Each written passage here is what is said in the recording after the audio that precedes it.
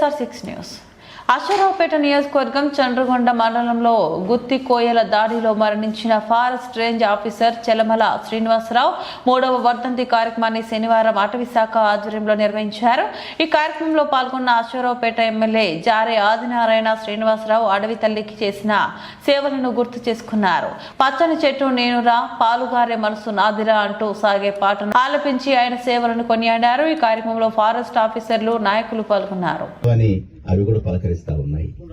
నేను ఎప్పుడే టిఫిన్ చేసేటప్పుడు ఒక చిన్న పాట విన్నా. పచ్చని చెట్టు నేనురా,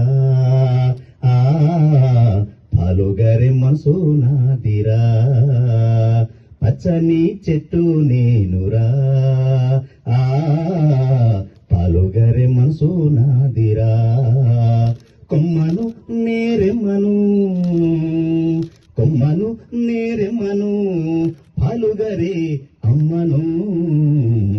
పచ్చని చెట్టు నేనురా,